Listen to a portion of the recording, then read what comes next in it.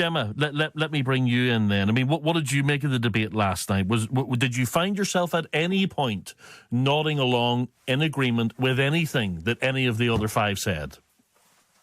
No, I found myself nodding along with the people.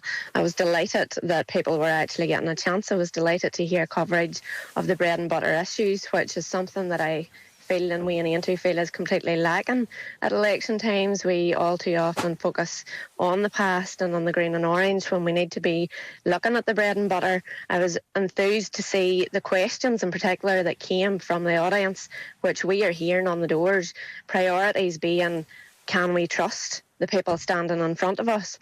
And really, what I found interesting most was when the question was put about pulling down Stormont, and there was a proposal that each candidate would be asked, would they commit to not doing that again? That very quickly, nobody was asked that question. That's something that Aontú brought up in 2022. We were the first party to propose it, and Alliance then followed in that. So we see that as a severe hit on democracy. We can no longer say this is a democratic state. This is something that the people themselves are feeling. They're putting forward health, and you'll see health was the first question, I think, if I'm right, that went forward last night. Health is the main issue in the door. People are so frustrated, and yet the five parties, the five candidates standing in front of us had their fingerprints all over the Bangor report, which people are beginning to raise concerns on. We are seeing our local hospitals hit, losing services, people travelling further, particularly hitting rural communities. And as well as that, then we hear of the 40 million spent, we heard of that at the weekend, on ambulances which are trailing the country to bring those people to the services. So, we in Aontú would believe there's an over-centralisation there. As a party, it's a similar question with candidates who aren't going to win seats. How do you go about persuading people to vote for you? That is the difficulty. We do smaller exactly. parties.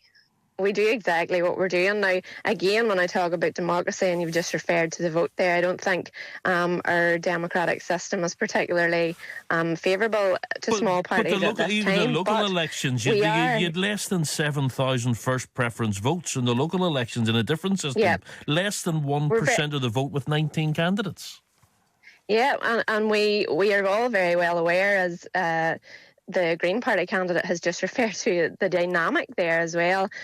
Everybody knows it was very much us and them, green and orange, and this coming from the parties who want to come out that they are amicable, they want to meet up, but when it comes to election time, on the doors, it's very much vote us or you'll get them, and that's exactly what happened. But we believe we are growing. We have had great success in the south recently. So what is success for you in this election? When you look at the numbers, what success for us is building our base and getting our message out. Success for us is seeing people get the services they are paying for, the services they deserve. Success for us is seeing an education, that there are not children still sitting not knowing where they are going to school, that waiting lists are reduced.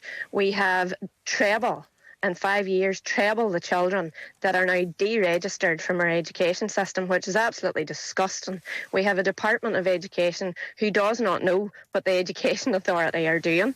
One are saying the allocation for special needs for parent referrals does come out of school allocation. The other are saying they're not. We have a shambles of a system. Success will look like improvement. Well, Gemma, we'll have to leave it there. That's Gemma Brawley speaking on behalf of Aontú this morning, the Deputy Leader of the party.